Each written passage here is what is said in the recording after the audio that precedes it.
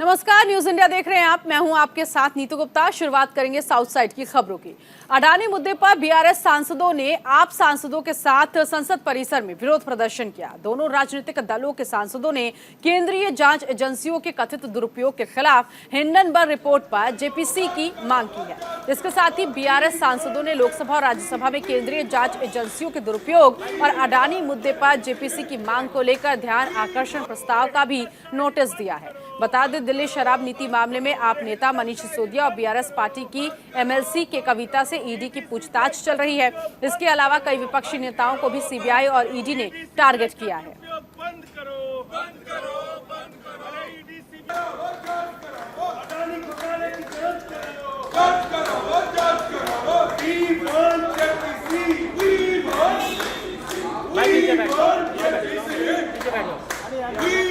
अरे हिटलरशाही बंद करो, बंद करो, बंद करो। अरे हिटलरशाही बंद करो, बंद करो, बंद करो। ईडी सीबीआई का दुरुपयोग बंद करो, बंद करो, बंद करो। ईडी सीबीआई का दुरुपयोग। इस देश में एक अनडिक्लेयर्ड इमरजेंसी थोपा गया। ईडी और सीबीआई के माध्यम से अपने प्रधानमंत्री जी और हमारे गृह मंत्री हिंदुस्तान एक डर का माहौल तैयार करके ईडी और सीबीआई के कंधों पे खड़ के किसी ना किसी तरह से फिर एक बार सत्ता के पहुंचने का ये कोशिश है। सिर्फ कविता जी पे नहीं, आप एक बार अगर ध्यान से देखें तो इस देश में ईडी का तो एक तरीका से फ्री रन हो गया। ईडी और सीबीआई और बाकी के जो भी जांच एजेंसियां इस देश में हैं, देश के लिए काम नहीं कर रहे, ये बीजेपी के लिए काम कर रहे। एंड ऑफ द डे ये लोगों को ना करप्शन को हटाना है देश में और ना ही किसी और को हटाना है, बस ये लोगों को बीजेपी को सरकार में लाना है। इस बात से आप समझिए, इस देश में तकरीबन 5000 से ज़्यादा ईडी और सीबीआई के रेड तापे छापे हुए अगले 9 साल में। ये 9 साल में इवेंचुअल इस जजमेंट को पहुंचे तकरीबन 20 से 25। तो ईडी सीबीआई यहाँ पे देश में जांच कर रही है इवेंचुअल करप्शन को पकड़ने के लिए नहीं, पर बीजेपी और नरेंद्र मोदी को वापस हम सीबीआई को और या ईडी को मिसयूज मत करो, आप बराबर से यूज करो। We are not against CBI ED, they are agencies, they work as the government says, let them do. But government को भी एक रूल, एक रिदम, एक लॉ है, उसके हिसाब से टेली कॉन्फ्रेंस में कर ले सकते हैं आप। अगर चाहते हैं ये होनाबल के लेडी को बुला के इसको पॉलिटिकलाइज करके इसको हंगामा मचा रहा है, ये ठीक नहीं है।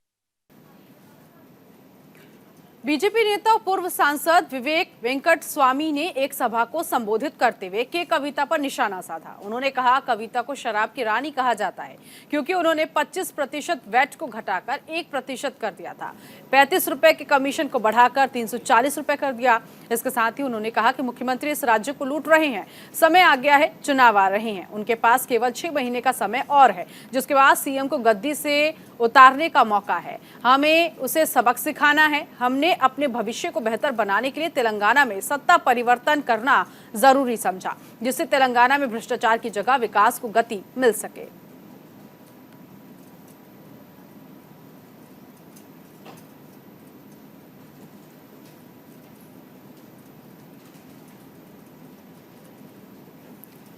तमिलनाडु के मदुरै में अनाद्रमुख कार्यकर्ताओं ने प्रदर्शन किया। तमिलनाडु के पूर्व मुख्यमंत्री एडप्पादी के पलानीस्वामी के खिलाफ दायर कानून मामले को राज्य सरकार के प्रति असंतोष व्यक्त करने के लिए अनाद्रमुख कार्यकर्ताओं ने प्रदर्शन किया है। आपको बता दें, मदुरै हवाई अड्डे पर एक प्रदर्शनकारी यात्री पर कथित रूप से हमला करने के आरोप में एडप्पादी के पलानीस्वामी सहित 6 लोगों के खिलाफ केस दर्ज किया गया था। प्रदर्शनकारी यात्री अनाद्रमुख के अंतरिम महासचिव पलानीस्वामी के खिलाफ नारेबाजी कर रहे थे, जिससे नाराज होकर अनाद्रमुख कार्यकर्ताओं ने उसकी पिटाई कर दी।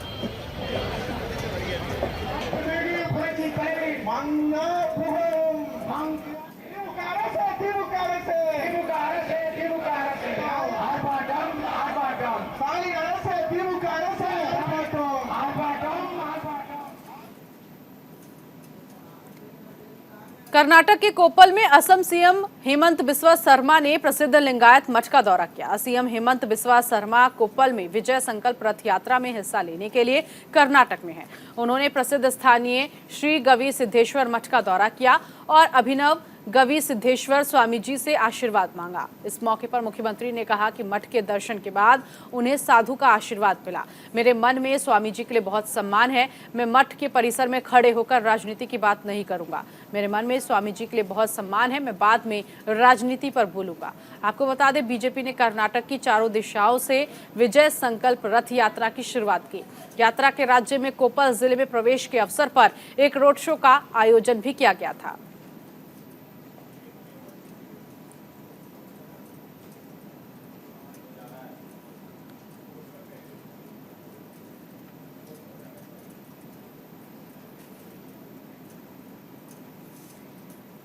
कर्नाटक के पूर्व मंत्री के.एस. ईश्वरप्पा एक बार फिर चर्चाओं में हैं। मंगलुरु के कवूर में आयोजित बीजेपी विजय संकल्प यात्रा के दौरान के.एस. ईश्वरप्पा ने अजान पर विवादित टिप्पणी कर विवाद खड़ा कर दिया। यात्रा के दौरान सभा को संबोधित करते हुए ईश्वरप्पा ने 1 सेकंड के लिए पास की एक मस्जिद से अजान सुनने पर अपना भाषण रोका, लेकिन उसके बाद अजान पर आपत्ति जताई। सुप्रीम कोर्ट के लाउडस्पीकर पर दिए गए बयान का हवाला देते हुए कहा कि ये आज या कल में खत्म हो जाएगा और इसमें कोई संदेह नहीं होना चाहिए।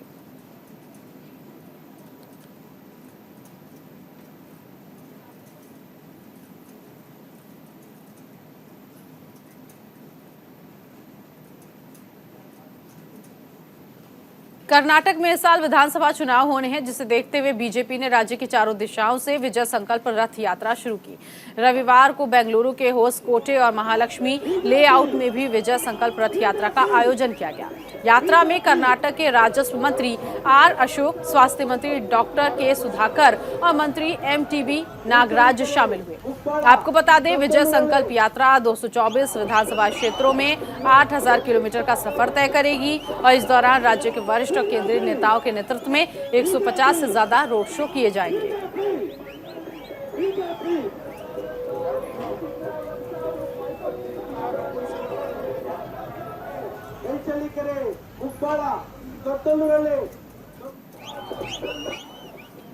कर्नाटक के मुख्यमंत्री बसवराज बोम्मई ने कांग्रेस नेता पवन खेड़ा के पीएम पर दिए बयान पर पलटवार करते हुए कहा कि पीएम मोदी गरीबों के लिए मसीहा से कम नहीं।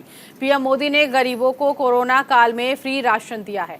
इसके साथ ही उन्होंने कहा, ना तो पीएम मोदी ने खुद को भगवान कहा, न हमने उन्हें भगवान कहा है। वो भारत के लिए एक महान नेता है। आपको बता दें, कांग्रेस नेता पवन खेड़ा ने पीएम मोदी पर वार करते हुए कहा था कि आपको अपने बारे में कुछ गलतफहमियां हो गई हैं। आप सिर्फ प्रधानमंत्री हैं, भगवान नहीं हैं। आप निर्माता नहीं हैं, आप सूरज नहीं उगाते। आपकी नीतियों की आलोचना देश की आलोचना करने के बराबर कब हो गई? अपने बारे में इन गलतफहमियों को दूर करें।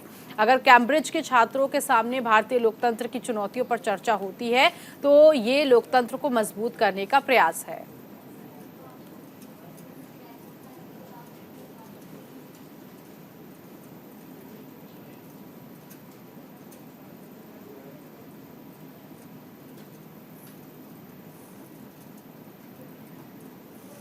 तमिलनाडु के चेन्नई में बीजेपी कार्यकर्ताओं ने तमिलनाडु सरकार के खिलाफ विरोध प्रदर्शन किया।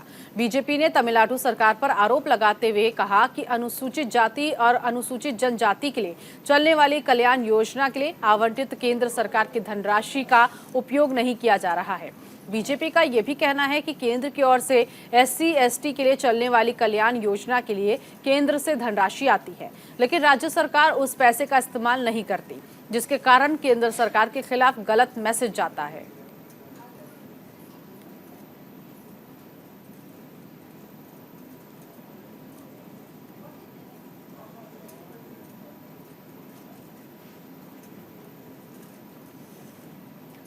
केरल के ब्रह्मपुरम वेस्ट प्लांट में लगी आग को बुझाने के लिए दमकल की गाड़ियां लगी हुई हैं। ऐसे में जिला आपदा प्रबंधन प्राधिकरण के अध्यक्ष NSK उमेश ने बताया कि अधिकारियों ने इस संकट के बारे में न्यूयॉर्क शहर के अग्निशमन विभाग के साथ एक वर्चुअल चर्चा की।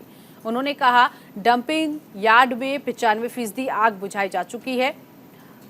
यार्ड के 5 सेक्टरों में आग बुझाई जा सकती है और अन्य 2 सेक्टरों में आग पर काबू पाने के प्रयास जारी हैं। जिन क्षेत्रों में आग कम हो गई है वहां फिर से लपटे उठने की संभावना बहुत अधिक है, इसलिए वहां लगातार नजर रखी जा रही है। दरअसल आग बुझाने में कई कठिनाइयां आ रही हैं। अग्निशमन विभाग ने सुझाव दिया, जहां आग बुझाई गई है वहां फिर से कचरा नहीं फेंकना चाहिए।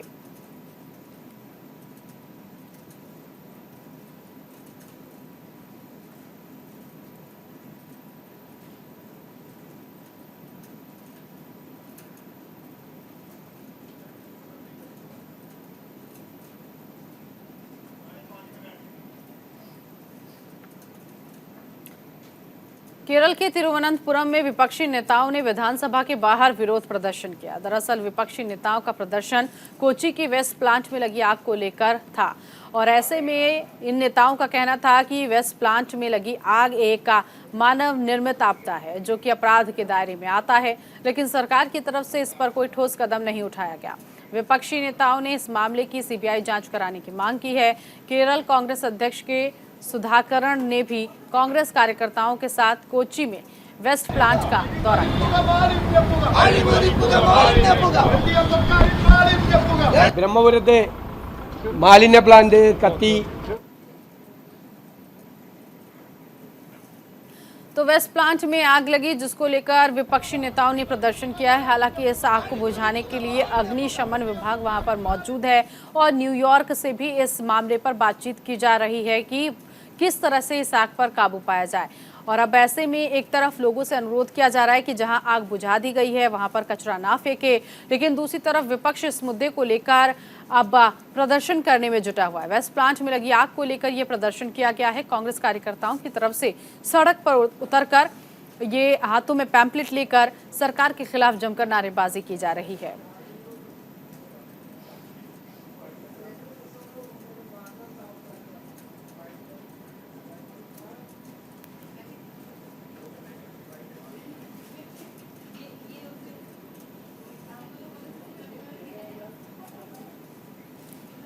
मलपुरम जिले के नीलांबुर में हैजे का प्रकोप डरा रहा है। जिले में 14 लोगों को हैजा हुआ है, इसकी पुष्टि हुई, जिसको देखते हुए स्वास्थ्य विभाग अब हरकत में आया।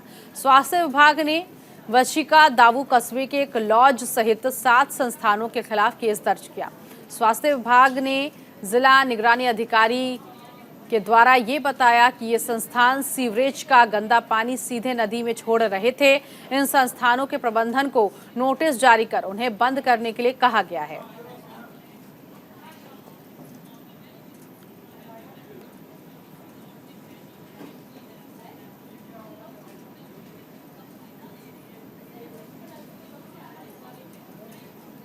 आंध्र प्रदेश एमएलसी चुनाव 2023 को ध्यान में रखते हुए कलेक्टर वेंकटरमण रेड्डी ने पद्मावती डिग्री कॉलेज में मतदान केंद्रों का निरीक्षण किया। पत्रकारों से बातचीत करते हुए उन्होंने कहा, शिक्षकों और स्नातकों को एमएलसी चुनाव में कोई घटना ना हो, इसके लिए सभी सावधानी बरती गई है। जिले में 138 पोलिंग बूथ हैं, जहां प्रत्येक बॉक्स और बूथ के लिए 2 मतपत्र उपलब्ध कराए गए। हमारी कोशिश है कि मतदाता बिना किसी डर के अपने मत अधिकार का इस्तेमाल कर सके।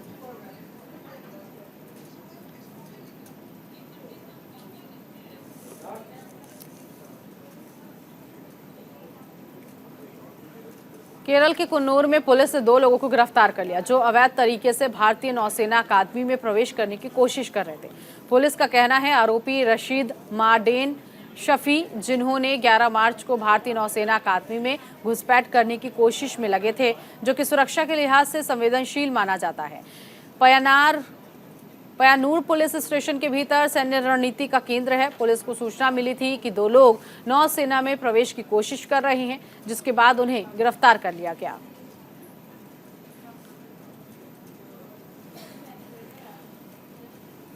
तो पुलिस ने 2 लोगों को गिरफ्तार किया है। ये बड़ी कार्रवाई की गई है।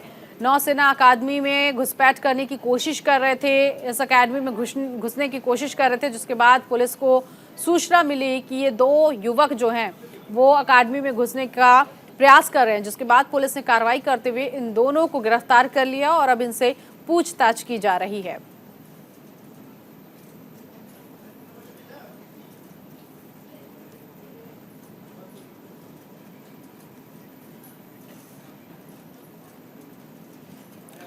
तमिलनाडु के रामनाथपुरम में 71 वर्षीय शख्स ने कड़ी मेहनत की मिसाल पेश की है। मुरुगन नाम का ये शख्स 71 साल का है, जो ठेले के जरिए होटलों और दुकानों में पानी सप्लाई करता था।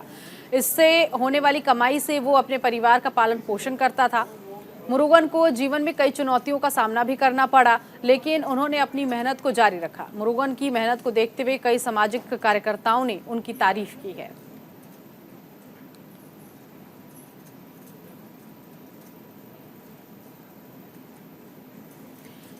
तो ठेले के जरिए होटलों और बड़े संस्थानों को पानी सप्लाई करने वाला ये शख्स 71 साल का बताया जा रहा है और अब ऐसे में कई सामाजिक संस्थान इस शख्स की तारीफ कर रहे हैं। कई कार्यकर्ता इसकी तारीफ करते हुए मिसाल पेश कर रहे हैं कि किस तरह से ठेले से ये कड़ी मेहनत करता है और अपने परिवार का पालन पोषण करता है।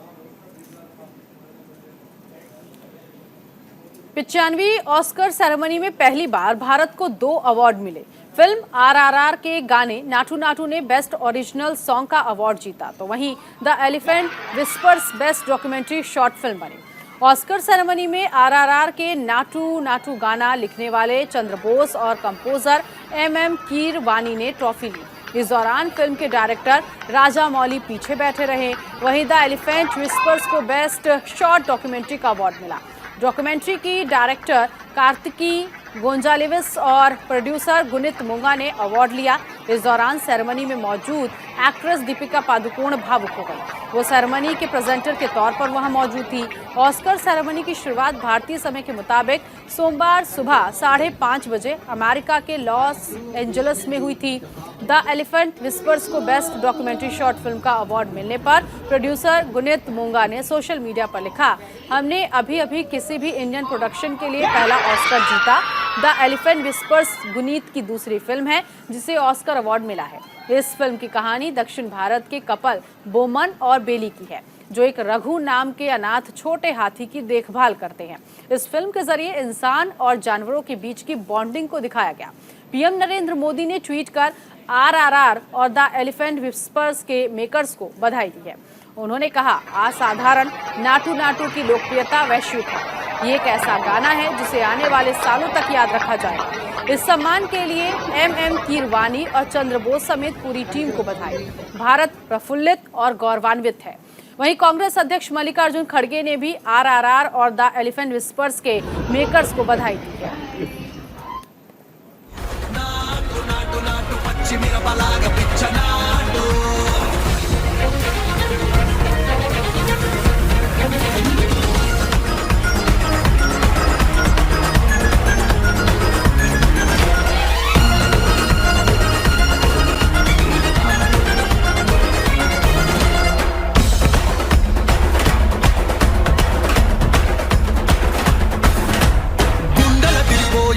దండ నకరమోగినట్టు సెబులు సిల్లి పడేలాగా కీసు పిట్ట కూసినట్టు ఏలు సిటికలేసేలా ఎవ్వారం సాగినట్టు కాలు సింధు తొక్కేలా దుమ్మారం రేగినట్టు ఒళ్ళు చెమట పట్టేలా ఈ రంగం చేసినట్టు నా పాట.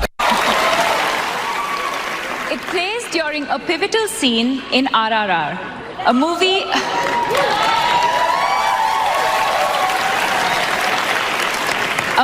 about the French. आप बड़ी खुशी है मुझे कि पहली बार 2 ऑस्कर अवार्ड मिले और ये देश के लिए बड़ी गर्व की बात है। मैं सभी जितने भी नेता अभिनेता अभिनेत्री जो भी है जो अपने उसमें काम करते हैं उन सभी को मैं बधाई देता हूं और देश के लिए बहुत बड़ा उन्होंने देन दी है सांस्कृतिक फील्ड में। ऑस्कर के अंदर नाटू नाटू सॉन्ग का जो ऑस्कर अवार्ड मिला है, मैं उनका स्वागत करता हूं। जो मूल तेलुगु का पिक्चर है, मूल तेलुगु का सॉन्ग है, वो सॉन्ग को आज ऑस्कर मिलना तेलुगु समाज के लिए, भारत समाज के लिए, इंडियंस के लिए बहुत बड़ा खुशी की बात है। न्यू इंडिया में इंडियन पिक्चर विदेश में जा रहे, न्यू इंडिया में जो अपने डायरेक्टर्स हो, प्रोड्यूसर्स हो, राइटर्स हो, जो एक कंपटीशन के साथ, एक हेल्थी कंपटीशन के साथ पिक्चर्स निकालकर अलग अलग देशों में। और इसी के साथ इस बुलेटिन में अभी के लिए बस इतना ही। नमस्कार।